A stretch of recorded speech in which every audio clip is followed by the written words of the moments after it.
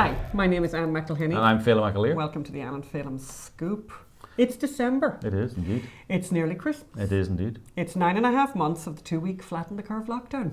Yes. And today we have a very packed show, actually. We have, indeed. We've just come back from Florida. Yes. Where everything is open, by the way. Everything's unlike open. California, where everything Yes. is closed. Yes. Unless you're going to Morongo Casino. Good times. Because Morongo Casino is open 24/7. Just saying. Yes, LA County. What's Science. That? It's not LA County. Data. Casinos. Things like that. Native Americans, reparations. Absolutely. So today we have a very packed show, as I said. We do. Today, our first item today is that we asked the question, Hunter Biden? Question mark. And we also asked the question, how much critical race theory is being taught in schools? Yes. And Heritage Foundation have just done a big report, and it's quite disturbing. And what is wrong with women? We look at pictures from Argentina where women are celebrating the change in the abortion laws, and I'm asking the question, what is wrong with women? And also, from a culinary point of view, we want to make this quick PSA and say to you, please remember to make mince pies. Please remember to make mince pies. I'm going to talk a little bit more about that later on. This is the stuff you want. I'm going to do it quickly now, actually. You need to make mince pies. Buy this stuff, or some version of this stuff, and chop up some apples to make it a little bit fresh. Don't even bother making the pastry. Don't even make the pastry. Buy the pastry. I know this is a teaser, but I'm not even doing. I'm not even. And I doing just the say, recipe. if we're going to go to the, if you may hear some noise in the background there. This is not. Today is Trash Day in Venice, California. It is. So that's the trash truck. So every day is trash day. But every day is trash day in California, Phelim. Yes. Moving on. And by the way, sorry, that was a little. It is kind of the teaser because at the same time I haven't still talked about the recipe. And there is a recipe of the week, which is a sheet pan chicken, which is very, very easy, and it's basically what you make when you've nothing left in the fridge. This is the teaser, and this is the thing to get people to come in. Okay. This is the thing to get people to come in. Okay, so, people, come on in. Yes. Come on in, people. So, Hunter Biden, then. Indeed. Shared with me. Indeed. So, yes. So, Anne, Ooh. I've been doing some research on Hunter Biden. Tell me about Hunter Biden, Phelim. You're asking who is Hunter Biden? I'm asking the question, who is I'm Hunter Biden? going to read, let me give you some of my notes. Yes, I'll try and not tumble the camera. Maybe you could do this, Phelim. You could just No, put it up there. No, because then you'd read it. Then you I'm not going to. You think I'm going to cheat? So, no, people want to get my reaction as I hear all the. Where do you think we should start in the Hunter Biden story? You tell me where to start, Phelim. Well, most people would think you'd start with Hunter Biden, but let's start with Pops. Oh yeah, his father is apparently President-elect Joe Biden. President-elect Joe Biden. Formerly Vice President Joe Biden. Yes, and Hunter Biden or Joe Biden. Now I'm going to start in 1965. Do it. Joe Biden was found to have plagiarized an exam or paper at law school. Huh. And in a letter, I love this, in a letter defending himself dated November 30th, 1965, Mr. Biden, he pleaded with the faculty not to dismiss him from the law school. Because? Here's his justification. My intent was not to deceive anyone, Mr. Biden wrote. For if it were, I would not have been so blatant. That's good. I like that. Yes. That's very good. By the way, that's smart. And he puts it another way in this long. It's good to know he writes just as long and as boringly as he speaks. At another point, Mr. Biden said that if I had intended to cheat, would I have been so stupid? It's the kind of stupid. So with a father like that, that's very good. That's very good because it's like that's very smart. There's a name for that, but I can't think what the name of it is. But it's certainly it's chutzpah. Actually, it's chutzpah. Yeah. It's actually the defendant who kills his parents and then pleads to the court for mercy for being an orphan because he's an orphan. Yeah. It's exactly that. That's exactly. I'm stupid enough to plagiarize, thinking I wouldn't get caught, but then my defense is I didn't plagiarize. You think I'm that stupid, by the way? Yeah. Okay. Yeah. So, and actually, anyone listening to you knows you're that stupid, Joe. So that was 1965. Then we fast forward to 1988. Very interesting year for the Biden family. Hunter was arrested for drug possession. 1988? Yeah. What age was Hunter then? 22, 23. No, actually, I don't know. To be honest, I don't know what age. Okay, you don't know what he was. So he was young. Yes, he was young fella. And Hunter's actually, he was in his early 20s, actually, he was. Because Hunter's kind of the same age as me. And in 1988, Hunter was arrested for drug possession in Stone Harbor, New Jersey. Okay. Which of us hasn't been arrested for drug possession? Not Stone me, Harbour, by the way, New Jersey. just to be clear about this, not me and not you, Phelim, Yes. unless there's something that you've been hiding from me. No.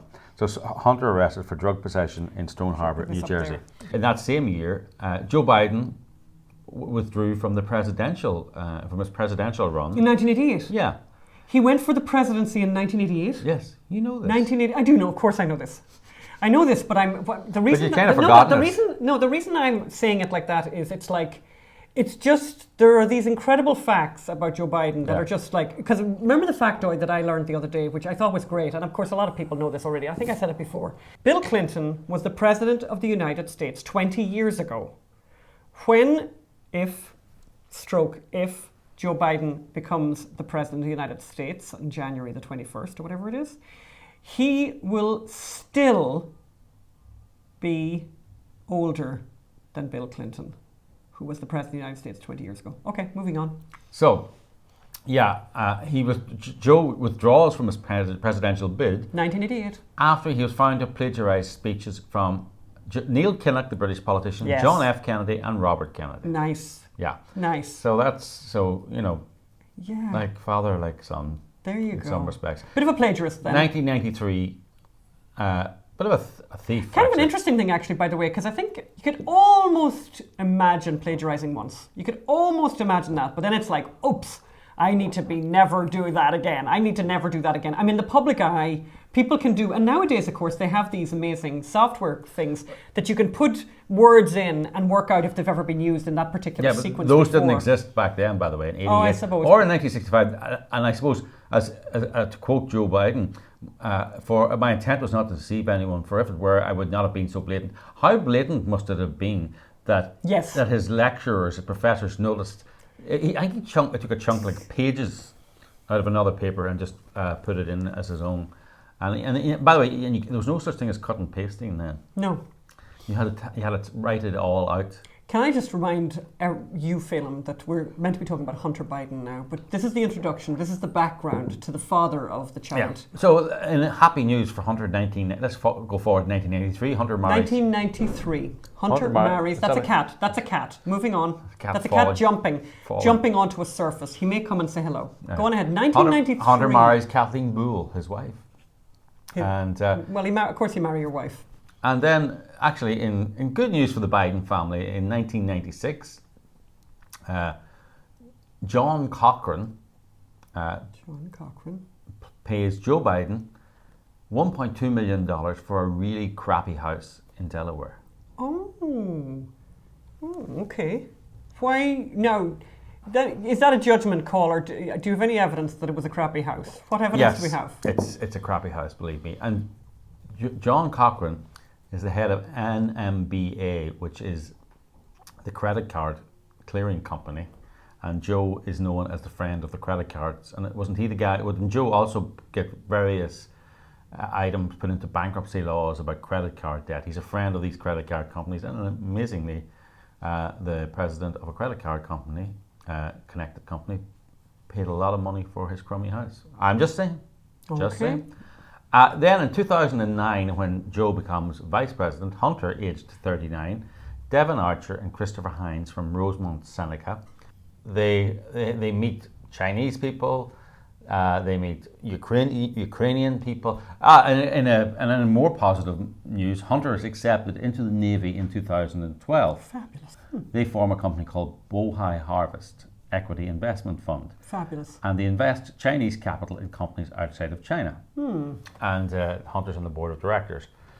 And then, things work out really well. Hunter flies, in 2013, for example, Hunter flies on Air Force 2 with Joe to Beijing to introduce him to the CEO of Bohai. And then 10 days after Biden's leave China, the company gets a license approved to do business. Shocking. I believe in the United States, but the timing, was coincidental. Of course.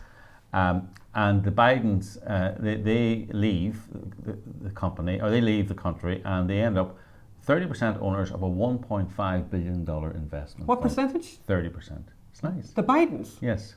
They own 30% of a yes, Hunter. Hunter Biden owns 30% of a $1.5 billion Chinese company. Investment fund. Fabulous. Right? Investment fund. So, you know. He has a business background, I presume, Hunter Biden. Is that correct, Phelim? Well, you know, he created his own business background, didn't he? Now, when it says a 1.5 billion investment fund, obviously that's the money that's available, they say is available to invest from the fund, for the fund.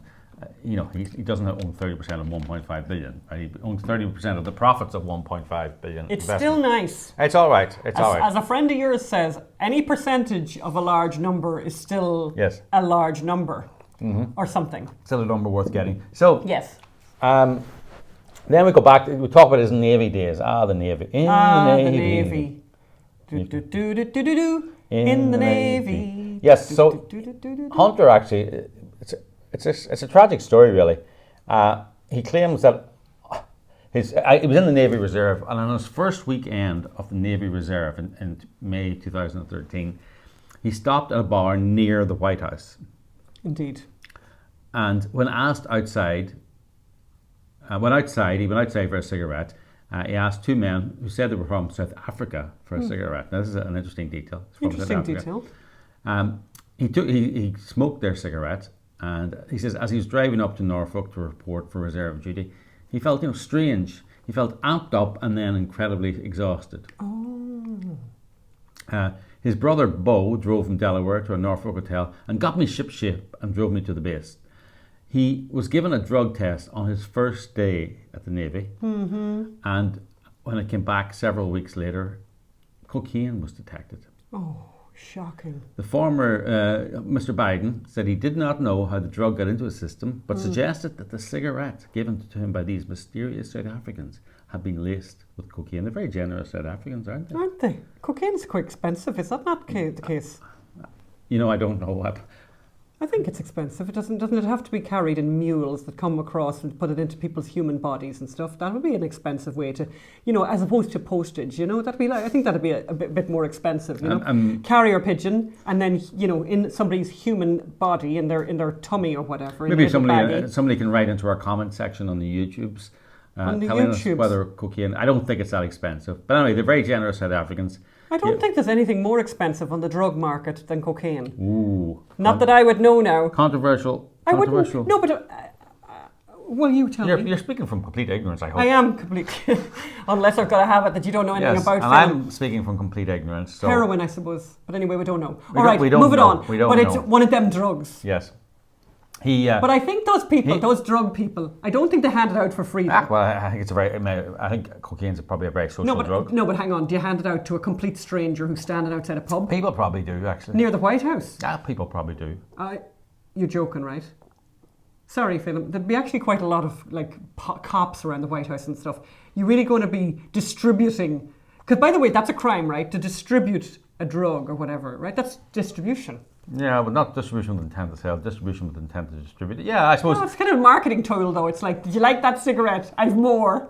All right, go on, move on. Yes. So anyway, he decided that he was going to appeal, but he decided that his previous drug history meant he was dismissed, and he was going to appeal, but he decided his history of drug taking would mean that he. What history of drug taking? Did I miss something? Well, I suppose he was charged with. He was arrested for possession back in New Jersey when he was youngster. Indeed. He decided it would be futile, so he was discharged from the Navy on February 18th, 2014. So. 2014, it's not that long ago. That's 6 years ago. But, So 6 years ago. So 6 years ago, this is interesting. Okay, so 6 years ago, here's a man who has been dishonorably discharged, or I suppose I can't use that phrase. He was just discharged, not dishonorably. Go on ahead then. So six short years ago, he was basically. This is the president's son, right? So it's not the vice president. It's not the president's son. It's not the vice president. It's not the president's son. Slow down now. President-elect's son. But no, I mean, at the time also, it's the vice president's son. And the vice president is not responsible for what his son does. That is 100% true. And he should not be held against him. No, he should not. It should not. I think why this... Because people do their very best and bring up scumbag children. Yes. Sorry, it happens. So, and people shouldn't be responsible. However, that's not the point of this story, is it, Phelim? It's not really. So 6 years ago, let me make clear about myself. So 6 years ago, this guy is at rock bottom. Would that be correct, Phelim? Pretty Yeah, he's definitely hitting pebbles. And just to be clear... Yeah, wait, I took the rock metaphor there. Very good, Phil. But just to be clear again, because again, just for the hard of hearing and for the hard of thinking here, because we just got back from Florida last night. I didn't get much sleep. I've been awake since 1:45. But just to remind me, Phil, you talked about he had formed these companies with other people. Is that before he went in the Navy? During the time he was in the Navy? And now he's out of the Navy? All of the above. He formed the companies, right? Oh, so he has a stake in these companies while he's in the Navy? Well, he only lasted in the Navy one day. First weekend he arrived in. First day he arrived in. That's what I think. I think that could be a record-breaking Guinness Book of Records shortest naval career. In the Navy, I wonder, you won't be there very long. Okay, moving on, Phil. So, what year are we in now? We're in 2014. When he was dismissed in February the 18th, 2014. However, in good news, why is this doing this? In good news, in 2014. Go on. He may not have been up to snuff with the Navy, but his company, Rosemont Seneca, received a 3.5 million wire transfer from Elena Paturina. Lovely. Now, who's that lovely lady now? She is the richest woman in Russia. Nice. And the widow of Yuri Lyshkov, the former mayor of Moscow. Nice. Oh, so the widow of the former mayor of Moscow sends a present of $3.5 million. It may have been a business transaction. Oh, a business. Sorry, no, excuse me. Back up, Anne. Sorry, in a business transaction, she sends that money to the company. For no apparent reason. Now, she's a planning consultant in Moscow. Of course. All right. And her husband was the mayor. Nice. So I guess that meant you had to hire her to build anything in Moscow. Oh, fair enough, yeah. And she obviously was close to the mayor of Moscow. So she sent $3.5 million. I mean, it's amazing. She obviously is a very forgiving person, because there was Hunter getting kicked out of the Navy for cocaine, and she was sending him $3.5 million. She saw something in film. She saw something there that maybe you don't see. Some people believe in redemption now. There you go. Good for him. She saw something in him. She just saw something in him. Go on ahead there, Phil. And then on April 21st, Joe Biden, Vice President Joe Biden, flies to Kiev to meet with Ukrainian officials. The day before that happens, Hunter and Devon Archer join the board of Burisma. Burisma. Now, what do they do? They're a Ukrainian energy company, oil and gas energy company. Oh, so Hunter Biden is an energy expert, is that right? Look, that's very cynical. It's very small. You see, that's why you'll never, That's why I'll never be. Is that why I'll never be on the board of an energy company? You just haven't got is the that vision. Is that what you're kind of getting at? You've made a documentary about the extraction industry. You've made a documentary about oil and gas industry, and you've made a documentary about global warming. No one's ever asked me to be on the board of an energy company. But by the way, I'm available. Yes. Just saying. Well, I mean, would you get out of bed though for $50,000 a month and your company getting $1 million a year? Do you know what? I'd get up at 1:45 in the morning every morning if I was getting $50,000 a month. Just putting that out there as well, by the way, to anyone out there who would like to give me $50,000 a month. I'm available. Right. To be on the board of whatever little company you have in Ukraine. Love that. $50,000 a month. Oh my God! Do you know what? That's more than $1,000 a day. It's a lot more than $1,000 a day. It is. By the way, you know who else gets $50,000 a month? Just saying. Yes. Who gets $50,000 a month? Barbara Ferrer, who is the head of public health in Los Angeles County, gets $50,000 a month for her job. But she's a doctor, Anne. No, she's a doctor of social justice. She's not a doctor of medicine.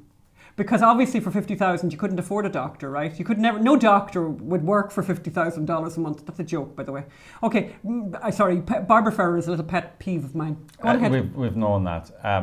Then, after lobbying by Hunter, a Ukrainian oligarch, Kolominsky, is allowed back into the US. He was previously banned. Persona non grata. Yeah, but Hunter spoke up for him. Good for him. Good boy. And 1.8 billion of US aid money going to the Ukraine disappears. No. And then, yes. Oh, yeah. No. Then, disappears? Yeah, it just disappears. It's a lot of money you put in a suitcase. You couldn't be disappearing that very easily now. Well, no, it's gone.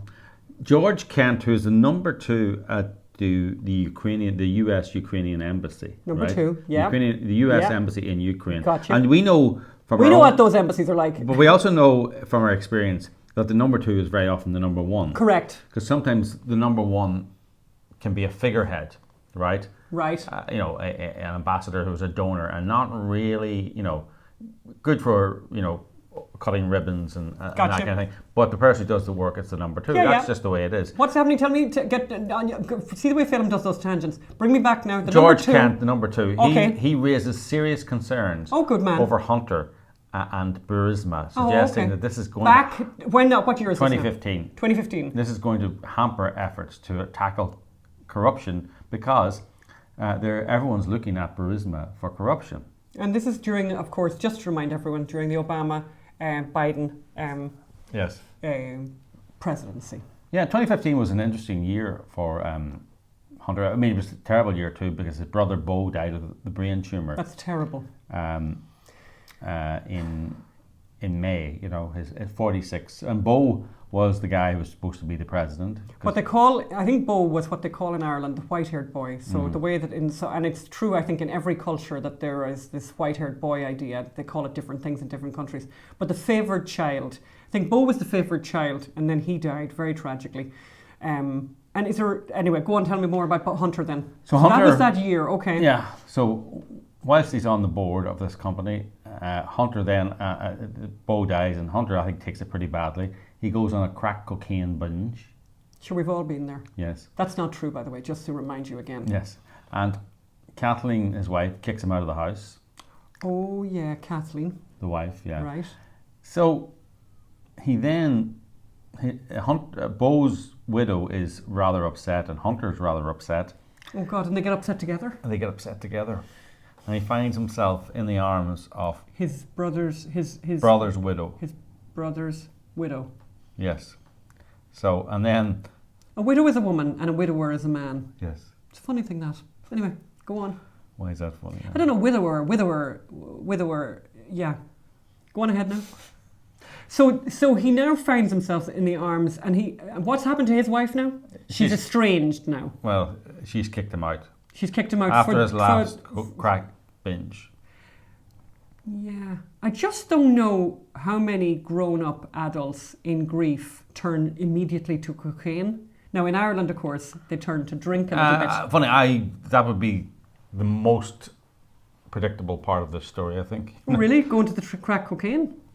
It's a bit extreme, Phelim. Now he's not living on the streets, right? Anyway, go on ahead now. So he's now now canoodling with his dead brother's wife. And then in August, actually Madison, which was the website. This is a little aside. The website. Oh yes, that Ashley Madison. Yes, I remember have that. Affairs. There was a leak of the list. I remember and that. Hunter's name was on it, but I think we knew that when we saw him with.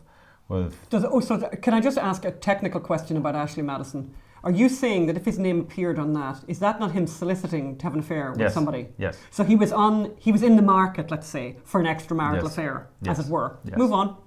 Then we move on to 2016. Ukrainian officials seize the bank accounts of Zlochevsky, who is the founder of Burisma that Hunter Biden is on the board of. We'll helpfully put photographs of all these individuals. So then Hunter spends a lot of time of 2016, I think it is, in rehab. And for weeks, he would only leave his apartment to buy bottles of Smirnoff vodka. Oh, because of course he was getting into the whole Russian vibe, right?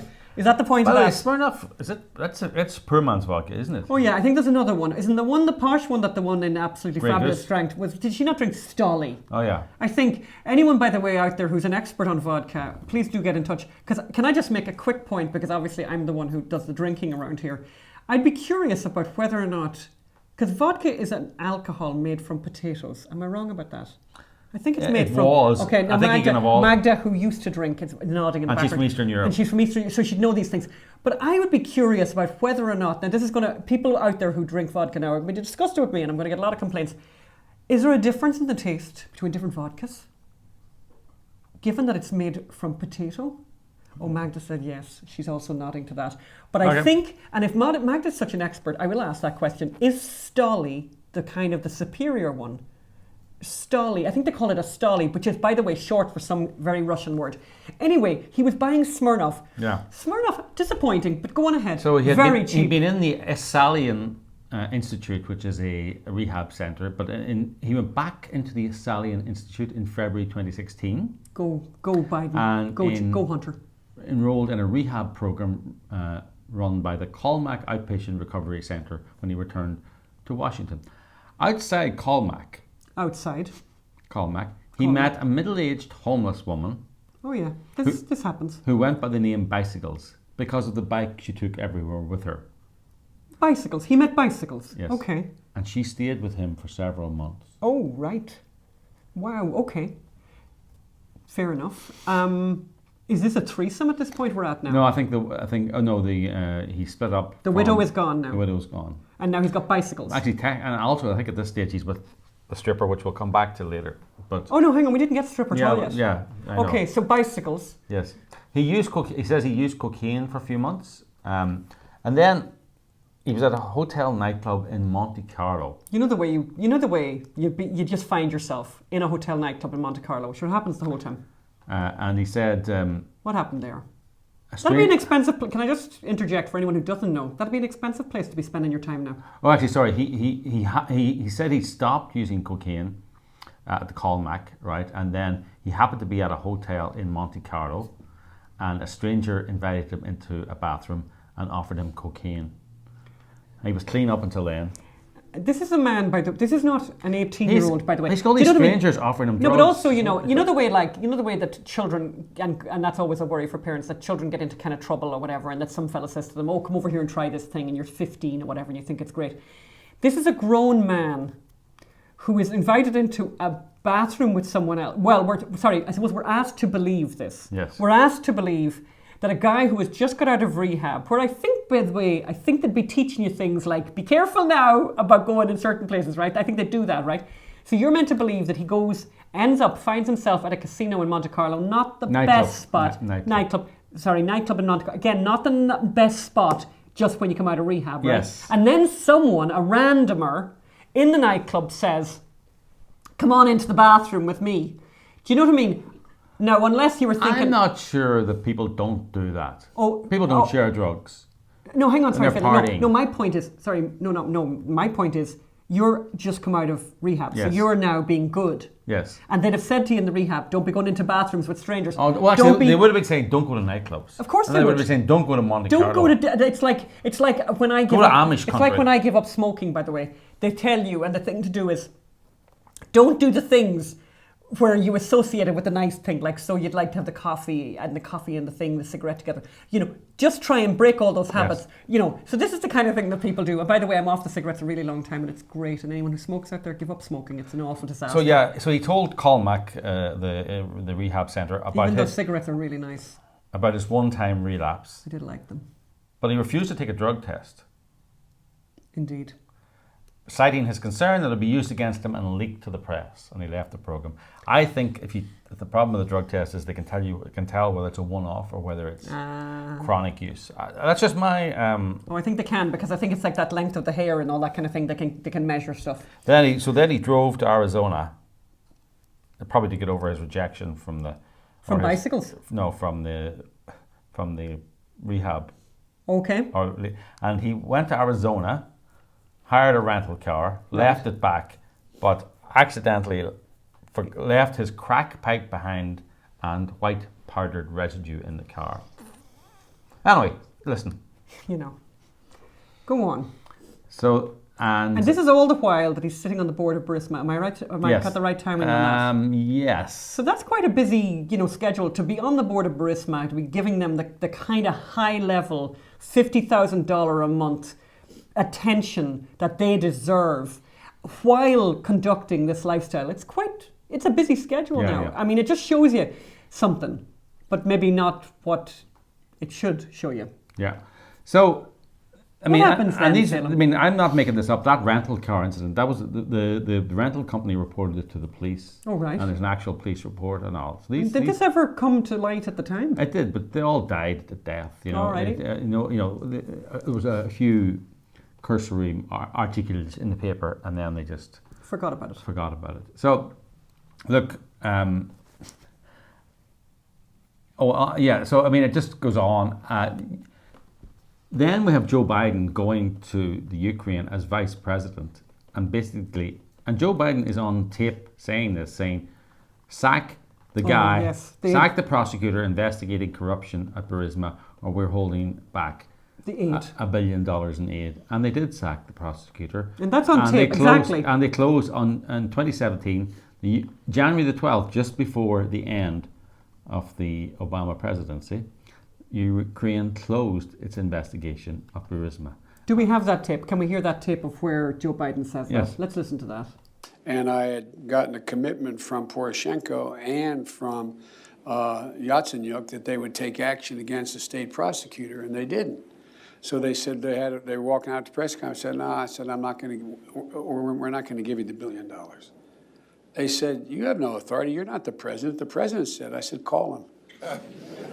I said, I'm telling you, you're not getting the $1 billion. I said, you're not getting the $1 billion. I'm going to be leaving here. And I think it was, 6 hours? I looked, I said, I'm leaving in 6 hours. If the prosecutor's not fired, you're not getting the money. Well, son of a bitch. Got fired. And they put in place someone who was solid at the time. So go on, Phelim. So all this happens just before the end of that, yes. of the reign of Obama and Biden. Yes. And nothing to see here. Nothing to see here. So there's also, around this time, he also becomes involved. Yes, it's after the affair with Beau's widow. Right. He becomes involved with a stripper. Of course. And he's busy now. She becomes pregnant. Oh, gosh. Her name was London Roberts. She becomes pregnant. And he denies the child is his. And refuses to pay child support. Classy. And she has to take him to court to get child support. And this is a guy who's handling millions and millions and millions of dollars, who gets money for spending sprees. And at one stage, himself and a number of other members of the Biden larger extended family get $100,000 from a Chinese company to go on a spending spree. They get a diamond ring. Where were they at the time? Where was that spending spree? I think it was out in Hong Kong in China.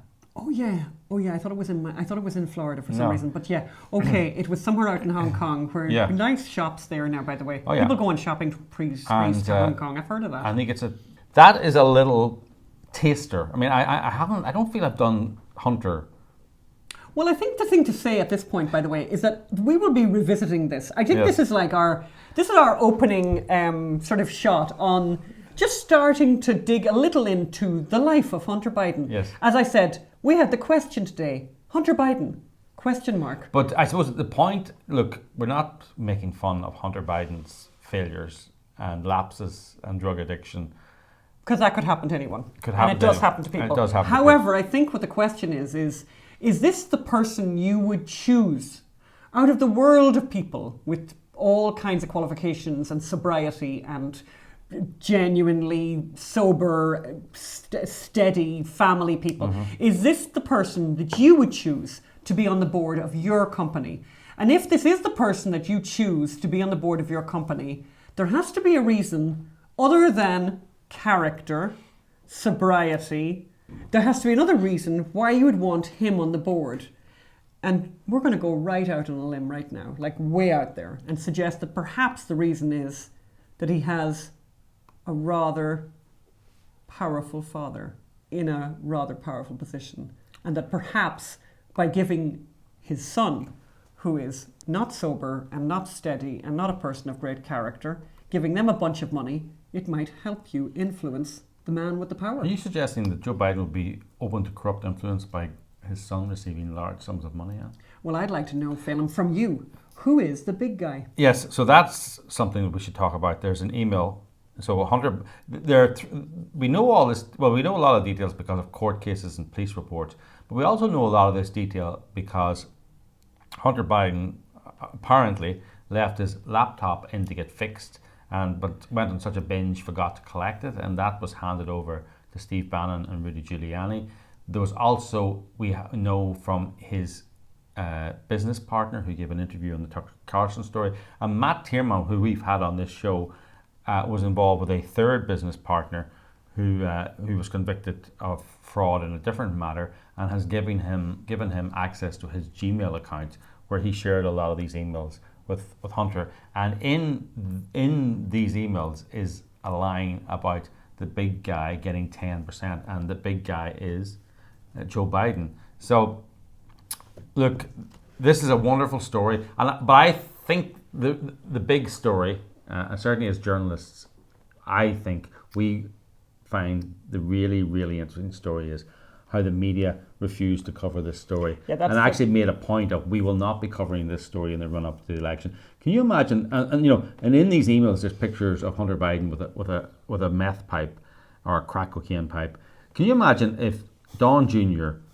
was on the board? If there was a photograph of him with a crack pipe, even that, by the way, just without anything else. But can you imagine if he was on the board of a Ukrainian energy company where the owner was charged with corruption, and Donald Trump was on the record saying, I got the prosecutor fired who was investigating that corrupt company. Can you imagine if Don Jr. received millions of dollars from Chinese companies? Can you imagine the frenzy that would be? They would put dozens of reporters on it, hundreds of reporters on it. It's really terrible, actually, because people realise, maybe one good thing about all of this, maybe the one good thing is finally people have understood how corrupt the media are and how much they are just the mouthpiece for the Democrat Party, you know. It's kind of extraordinary. I want to move on to another story, but we're not finished with Hunter Biden, and I think we have more questions to ask. And I think an awful lot more information is going to come out because of this recent these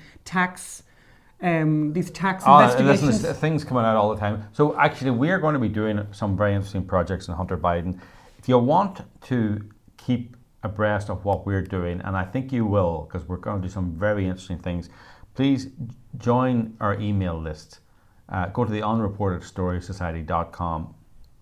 Sign up for our email list. Yeah, and you'll get all the updates, and you're going to get a very, very, very, very interesting update in January about what we're doing on the Hunter Biden story, and I think you'll really like it. So, in the second story that I wanted to look at today, the Heritage Foundation has just published a wide-ranging study that they've done called Critical Race Theory, the New Intolerance and Its Grip on America. I just want to focus today on one part of that study, and I think we're going to ask Jonathan Butcher or Mike Gonzalez to come on the show one of these days, actually, because I think this is very, very interesting. And the part that I want to focus in on, and I'm going to be interested in watching Magda's face because she's going to get more and more upset by this. So it's about curriculum and action civics in K through 12 schools. And what's really awful about this is that the critical race theory is so widespread among K through 12. And here's how Heritage kind of opened their piece on that. Academic literature produced in the past 20 years by educational theorists on K through 12 curriculum argue that narrative stories and stories from personal experience, hallmarks of critical race theory, should replace instruction about facts. So let's get rid of facts and replace them just with narrative stories, you know? Yes. And, they go on to talk about... Well, facts get in the way of really good narrative stories, don't they? So they have a quote here in the Heritage piece by Gloria Ladstone Billings, and I'll tell you who she is in a moment, but here's what she says. The use of voice, or naming your reality, is a way that critical race theory links form and substance in scholarship. And here's what she said. Much of reality is socially constructed. Isn't that some crack? But I love who Ladson Billings is, by the way. She's an American pedagogical theorist and teacher, education teacher, a former Kellner Family Distinguished Professor of Urban Education. Urban education. Do you have any idea what urban education means? The word urban, I think, means black. Is that correct? Yes, I think so. God, I mean, it's very hard to keep up with the way words are changing their meaning all the time. I want to just run through a few of the things that this study from the Heritage Institute says. Quite awful. Critical race theory sees the official school curriculum as a culturally specific artifact designed to maintain a white supremacist master script. You know. So basically, facts are white supremacy. Is that what? Well, actually, I've got a great definition of white supremacy I'm going to come to at the very end. Right. And it's from that woman that we talked about the other day who had been part of the retraining of teachers in San Diego. But here's from the American Federation of Teachers. This is all part of the Heritage Study. This curriculum is committed to ideas such as queer affirming network, which has nothing to do with rigorous instructional content and promotes racially charged essays such as open secrets in first grade math, teaching about white supremacy on American currency. Right? As of 2018... So forget 2 + 2 = 4. George Washington's on the $1 bill and he young slaves is basically... So here's some of the disturbing stuff. As of 2018, officials in at least 20 large school districts, including Los Angeles, Washington DC, were promoting Black Lives Matter curriculum content and the organization of... Weeks of action.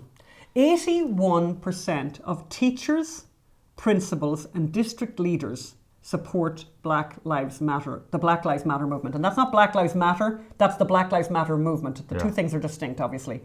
So just to give you an idea, in California, the curriculum has an entire section devoted to intersectionality. The concept is explained earlier that allows someone to claim victimhood based on his or her identification with more than one group, such as being from a minority ethnicity, a lower economic class, and identifying with a specific gender. You know, this is what these teachers are focused on now. This is what the Department of Education is focused on now. They're not focused, by the way, on the fact that children are coming out of schools and they can't read and write. Yeah. In a draft of materials, and this is from the Wall Street Journal, a quote from the Wall Street Journal, Williamson Evers, a former U.S. Education Department official and member of the California State Academic Standards Commission, said, "The revised model curriculum in California portrays capitalism as oppressive and gives considerable weight to America's socialist critics." But it's not just California. In Seattle, the Seattle Public School Board has also included critical ethnic studies in its activities. In 2017, the board adopted a resolution that led to the creation of an ethnic studies task force that called for a decolonizing of school curricula. And here's what they said, the decolonizing of the school curricula. The school board, this is Seattle.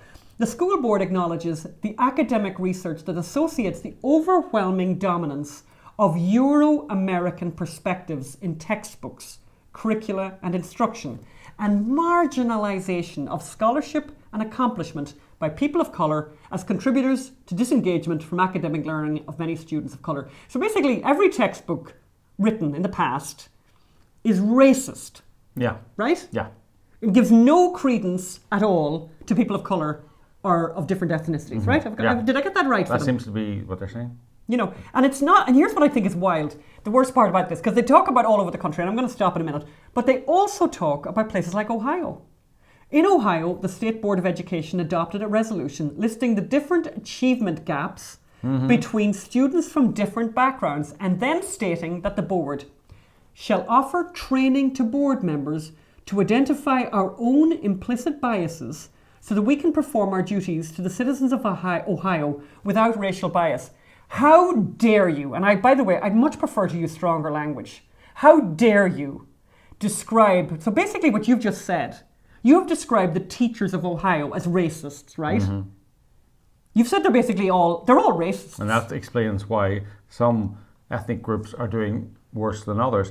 But how do they explain then the fact that Nigerian Americans are the most successful ethnic group in America and that Asian Americans are one of the most successful groups in America? And Jewish Americans, by the way, are probably historically the most successful academic group by the way, in America. The most successful academic group, obviously, is the Asian group. And the reason we know that is because universities have to actively discriminate against Asian Americans, because otherwise the colleges would be full of Asian Americans because they do so well. And in the 1920s, they had quotas for Jews, not quotas to bring in Jews, quotas to exclude Jews, and not because they didn't like Jews, but I suppose they probably didn't.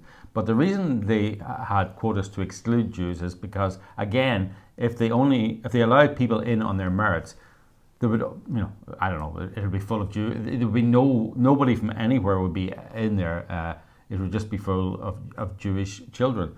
And they wanted, I suppose at the time they wanted white people in there, I don't know. But all these ethnic groupings have done really, really, really well in America, despite these allegations that teachers are racist. And just to continue with what's happening in Ohio, so because of the fact that they've now identified the implicit biases of the teachers that teach in Ohio, what a hateful, horrible lie. What slander, by the way. What incredible slander.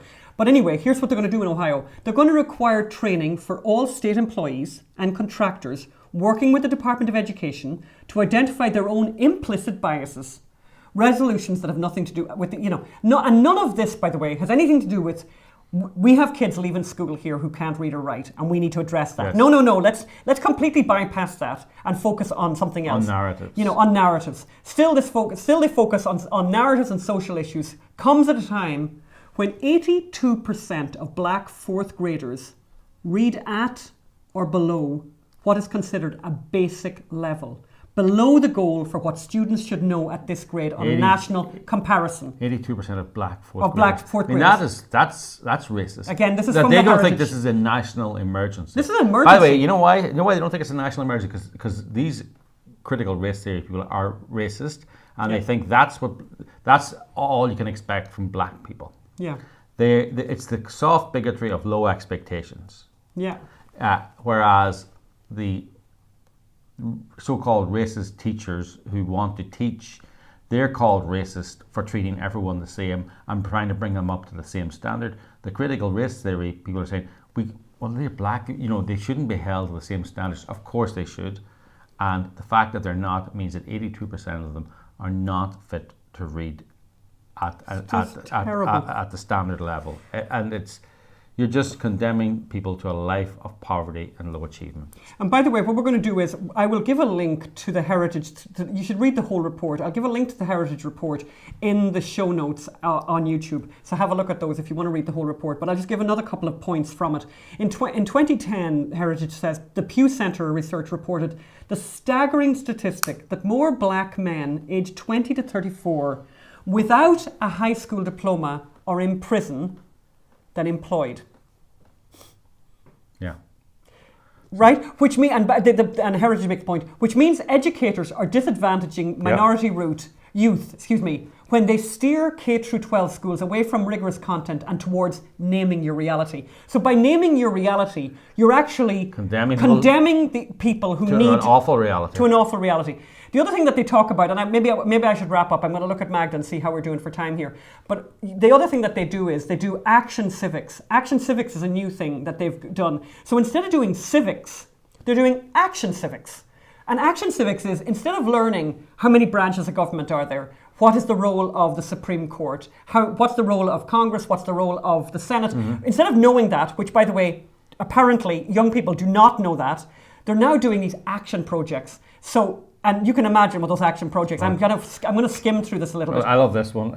Protesting, teaching elementary age students, giving them material that advocates for unionizing workers and protesting against gentrification.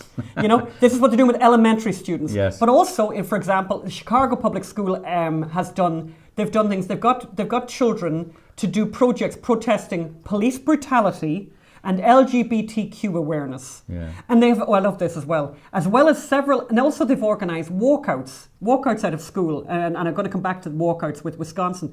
They've had these walkouts out of school to train students to speak to the media about guns and Keeping It Real film project, or EEL film project, that dealt with transgender rights. Because that's what you really need to be focusing on when you're in high school and you can't read or write. Yeah. You need to be thinking about transgender rights and gentrification. By the way, for those young men, they'll need to know a lot about transgender rights when they end up in prison. Oh, Phelim. No, well, actually, yeah, right. Wisconsin. Quick thing from Wisconsin. Again, all of this is part of this very great study.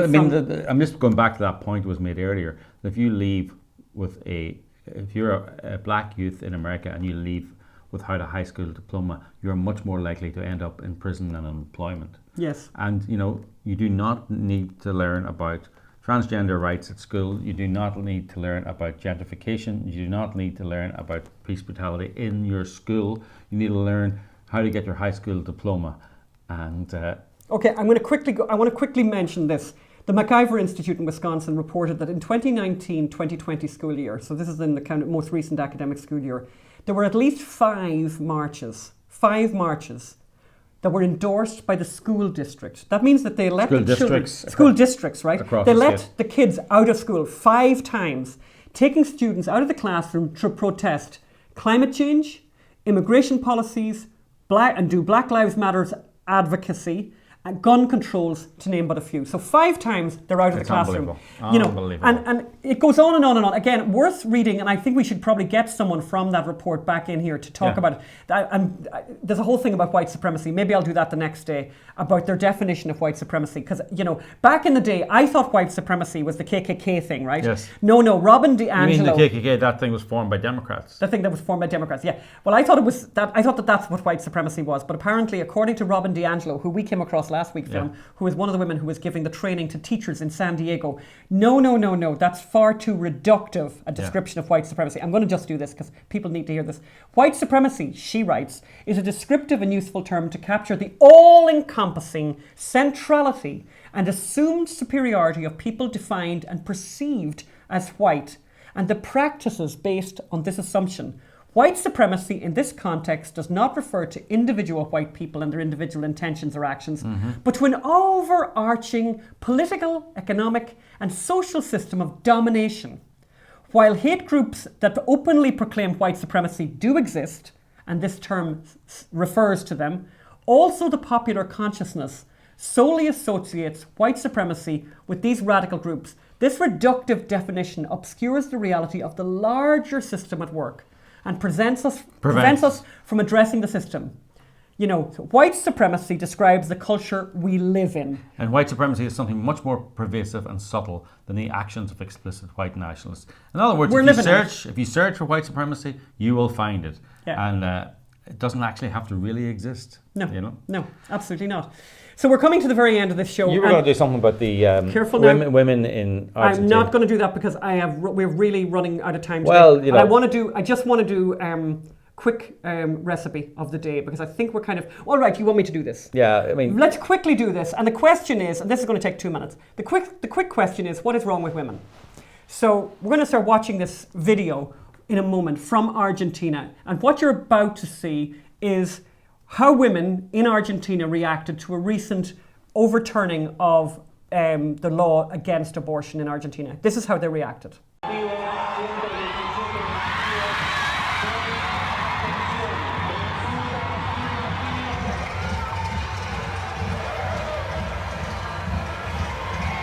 Muchísimo a las señoras diputadas y diputados.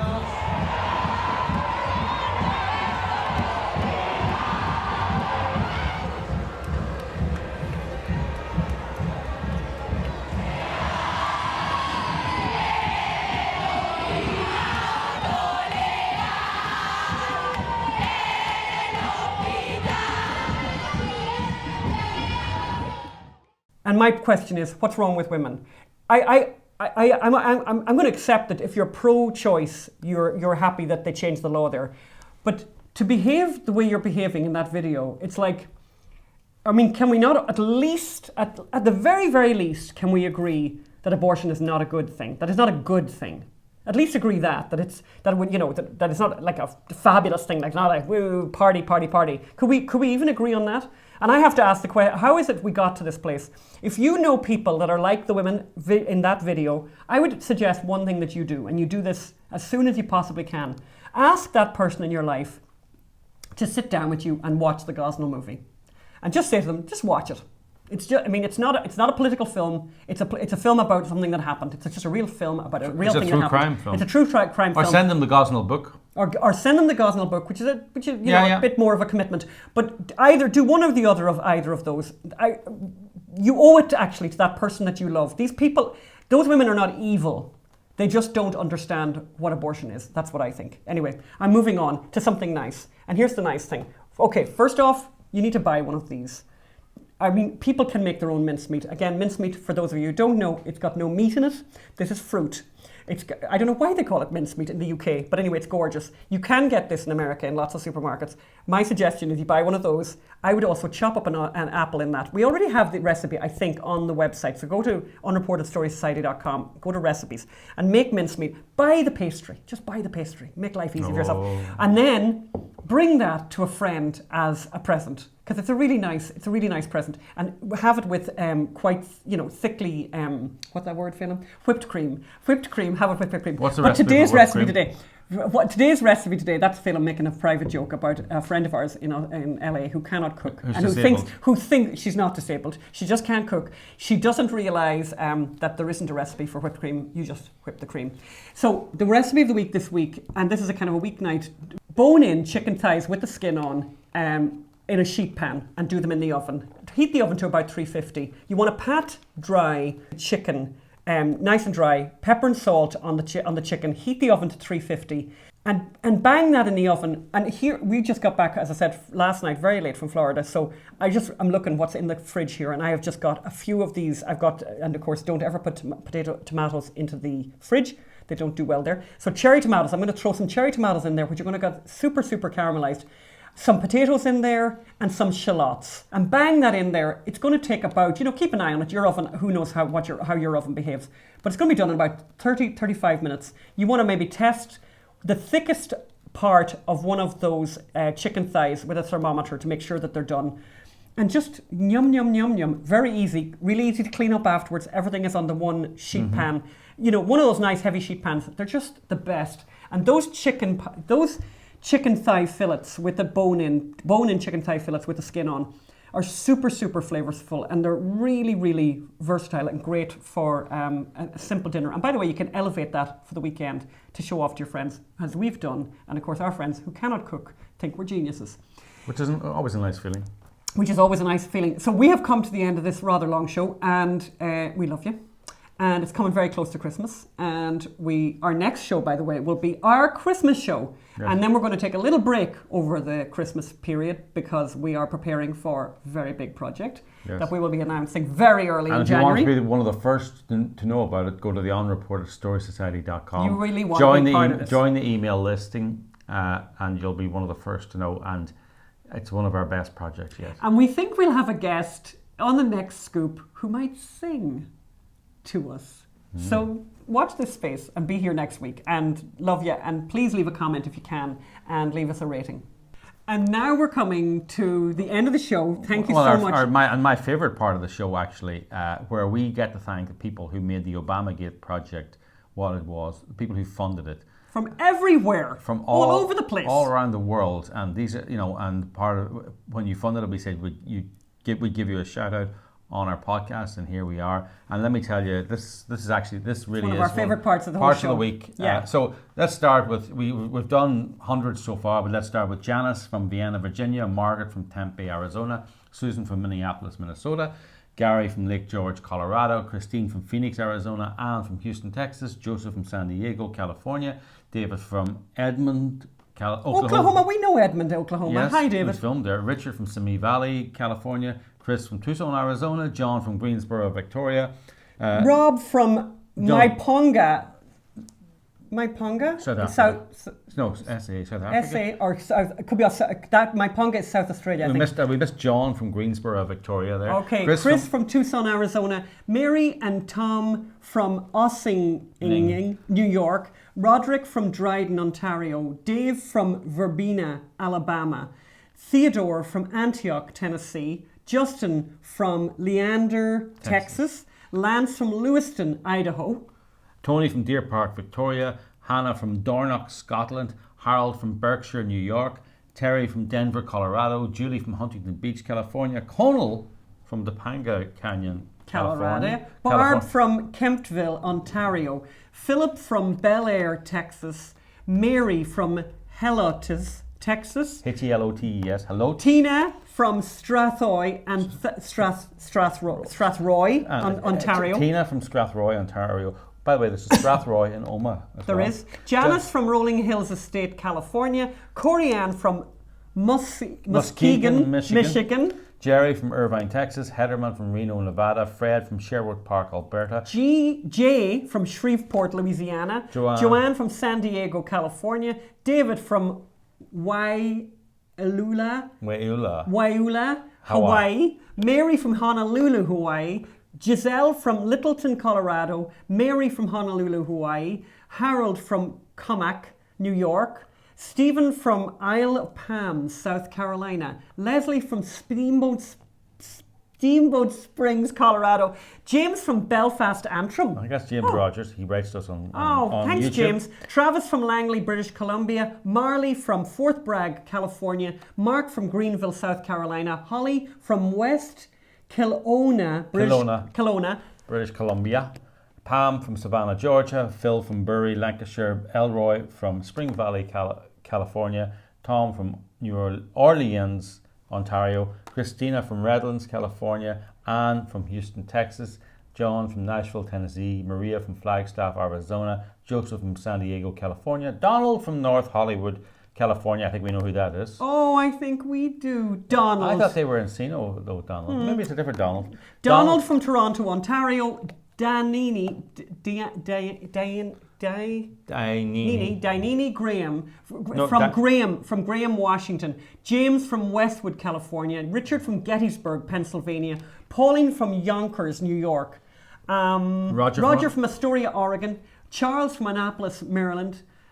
Helen from Puquag, New York. P-O-U-G-H-Q-U-A-G, Indeed. Martin from Redding, California. Nella from Aberdeen, South Dakota.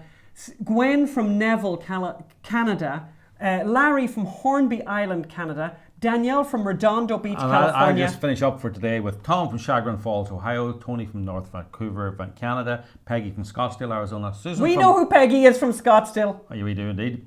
Susan from Kernersville, North Carolina. John from Spring, Texas. And finally, Robert from Goshen, New York. Thank you very much. We really appreciate it. Thank you so much. We love you guys, and it's incredible when we read those names, what it means to us. Indeed. That when we come up with an idea and we say to you, listen guys, could you help us make this thing happen? That you turn up. You've turned up all the time. You turned up for Gosnell, for Frack Nation, for Not Evil, Just Wrong, for everything, yes. Actually. For the Clinton emails on film, so FBI Lovebirds. And we will be getting back in touch with you because we're going to need you in the new year, and I think you're going to love our next project. Big project. It's all going right, to be wonderful. We got to go. Oh, and we should mention that Today we'll be in the White House later on. So, yes. But anyway, we can't film that because it's later on today. Okay, bye. Bye.